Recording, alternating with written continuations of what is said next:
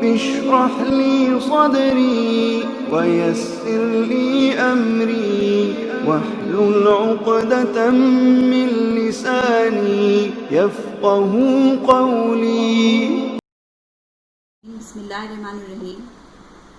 آج میں کلاس 8 کی اسلامیات سے آپ کو سورہ انفال کی وضاحت پیش کروں گی. سورہ انفال کی وضاحت سے پہلے لفظ انفال کے اوپر روشنی ڈالوں گی.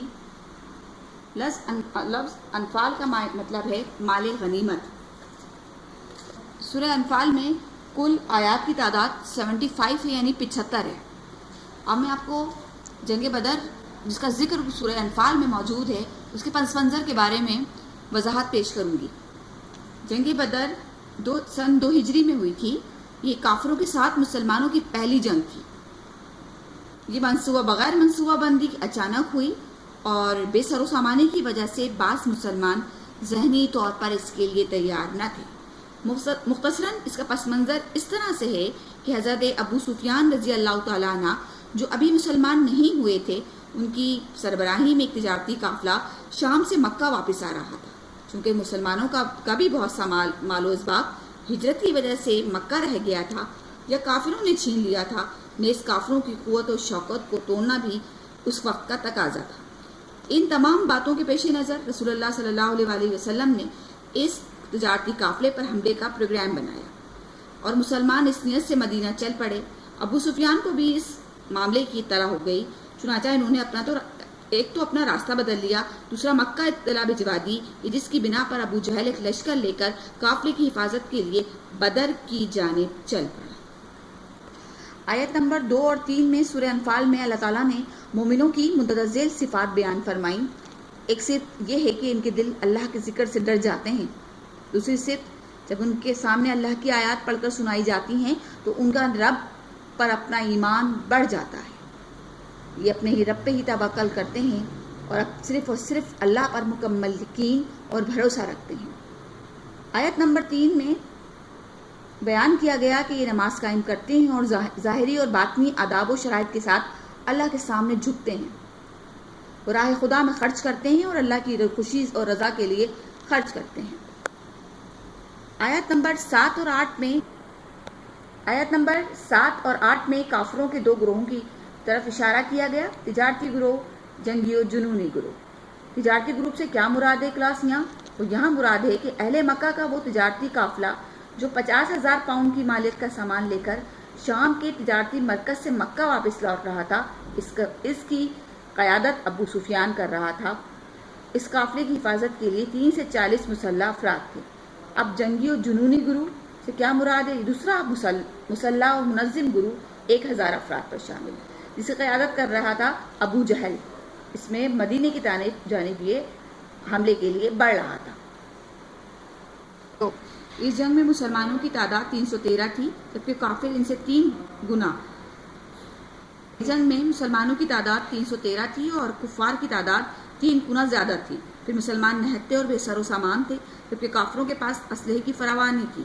ان حالات میں مسلمانوں کا سہارا صرف اللہ کی ذات تھی، جس سے وہ گڑ گڑا کر مدد کی فریاد کر رہے تھے. خود نبی کریم صلی اللہ علیہ وسلم اللہ کے خیمے میں نہایت آہوزاری کے ساتھ اللہ کے سامنے سربسجود تھے. چنانچہ اللہ تعالیٰ نے ان کی دعائیں قبول کی اور 1000 فرشتے ایک دوسرے کے پیچھے مسلسل لگاتار مسلمانوں کی مدد کے لیے آئے. آیت نمبر 15 میں کفار کے ساتھ مقابلے کی صورت میں مجاہدین اسلام کو خصوصی ہدایات دی گئیں اور مگر دونوں صورتوں میں مسلمانوں کو جنگ سے پیٹ پھیرنے کی اجازت دی گئی تھی. پہلی صورت کیا تھی؟ جنگی حکمت عملی کے طور پر پیٹ پھیر کر بھاگنے کی اجازت ہے تاکہ دشمن اپنی صفوں سے اپنی جگہیں چھوڑ دیں. دوسری صورت کیا تھی؟ اگر مسلمان لڑتے ہوئے فوج سے دور نکل جائیں تو اس صورت میں بھی پیٹ پھیر کر واپس لوٹنے کی اجازت دی گئی. لیکن ان دونوں صورتوں کے علاوہ میدان سے پیٹ پھیر کر بھاگے گا جو شخص، اس کا ٹھکانہ جہنم ہے. کفار کو خطاب کرتے ہوئے سورہ انفال میں ایک تنبیہ کی گئی کہ کہا گیا ارشاد خداوندی ہے، اے کفار، اگر تم فیصلہ و فتح کے طلبگار تھے تو لو آ گیا تمہارے پاس فیصلہ و فتح کا. فیصلہ کیا تھا؟ وہ جنگ بدر میں کفار کی عبرتناک شکست کا فیصلہ تھا.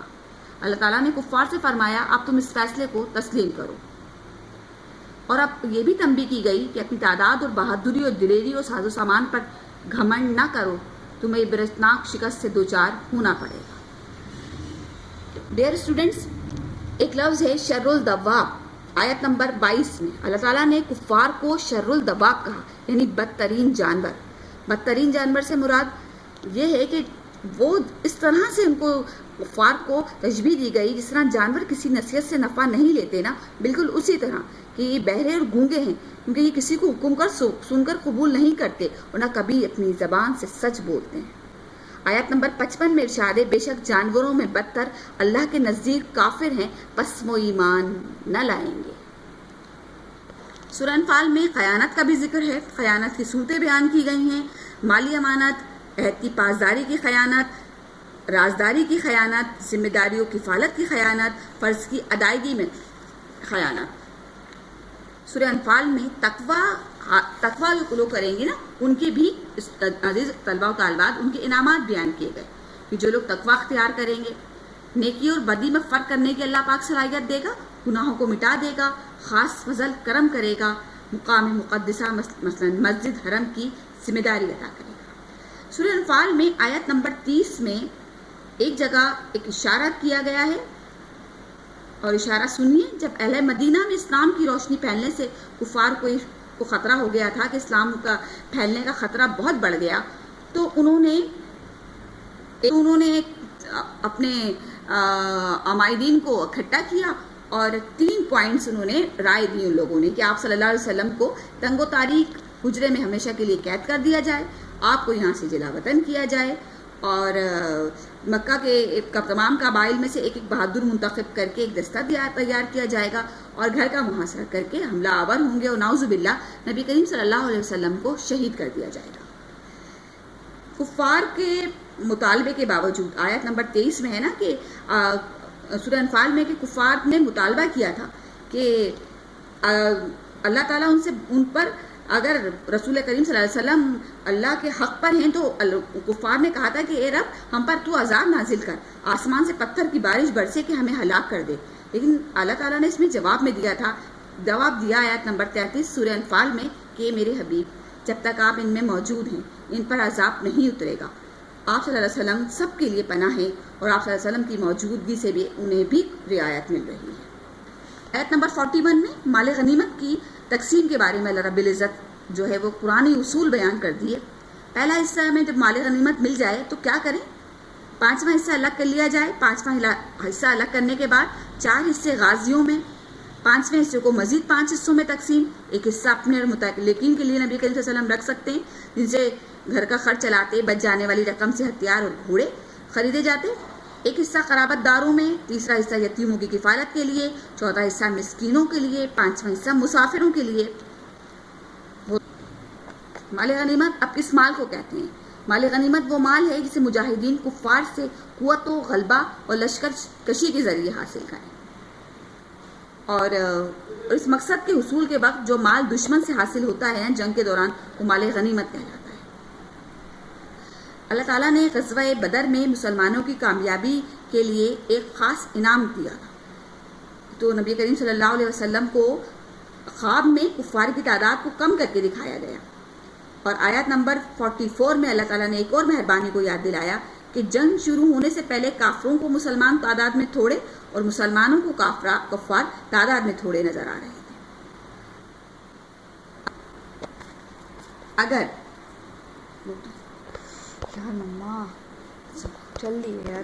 اس کے برعکس کافروں کی تعداد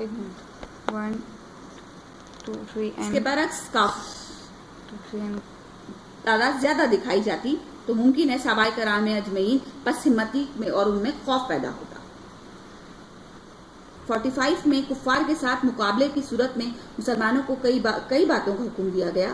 کفار سے مقابلہ ہو تو ثابت قدم رہو، شہادت کی خواہش رکھو، اللہ کو کثرت کے ساتھ یاد کرو، اور آیت نمبر 46 میں مومنوں کو اللہ اور اس کے اطاعت کا حکم دیا گیا، آپس کے اختلافات سے بچنے کا حکم دیا گیا، صبر کا حکم دیا گیا، اور یہ بھی حکم دیا گیا آیت نمبر 47 میں کہ مسلمان اتراتے ہوئے میدان جنگ میں نہ جائیں اور دکھاوے سے باز رہیں۔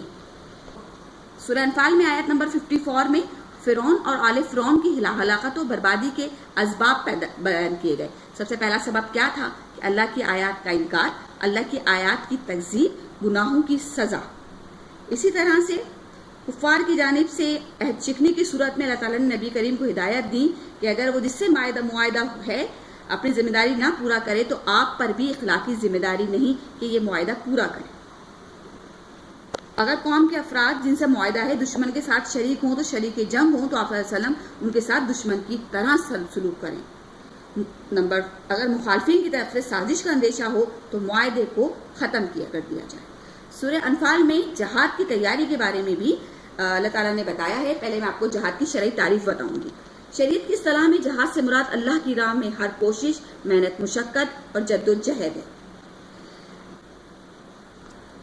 اس کے کافروں سے مقابلہ کرنے کے لیے جس قدر ہتھیار، سواریاں اور افرادی قوت مہیا کر سکتے ہیں وہ کر لیں. اب قوت سے کیا مراد ہے؟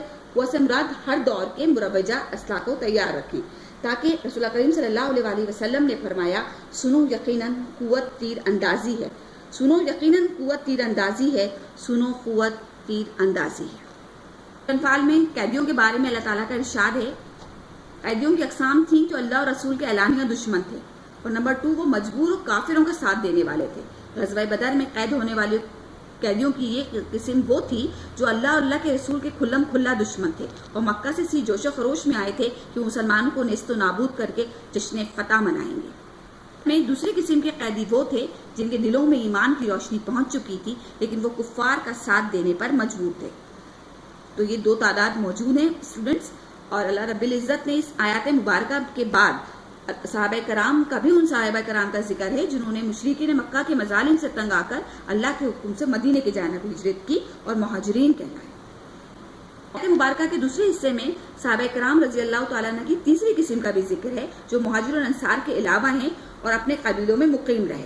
تو یہ فضیلت اللہ تعالیٰ نے اس قرآن میں اللہ تعالیٰ نے سچا مومن کہا ہے مہاجرین انصار کی فضیلت کو اور ان کے لیے بخشش اور جنت کی خوشخبری سنائی ہے. تو مجھے پوری امید ہے کہ میں نے سورہ انفال میں کو آپ کے سامنے مختصراً اس کی وضاحت پیش کی آیت مبارکہ کے حوالے کے ساتھ، اور آپ کے سلیبس میں دیے گئے جو اہم عبادی تراجم موجود ہیں انہیں مجھے امید ہے کہ آپ انہیں یاد کریں گے اور اس کے سوال و جواب پر اپنی توجہ مرکوز کریں گے. آپ کے پاس قرآن کی آیات، آپ کی کتاب میں قرآنی آیات کے ساتھ سورہ انفال کی تراجم بھی موجود ہیں، الفاظ معنی بھی موجود ہیں. آپ اس کو وضاحت کے ساتھ، اطمینان کے ساتھ پڑھنے کی کوشش کریں گے تاکہ ہم اپنے سبق کا مقصد حاصل کریں. شکریہ.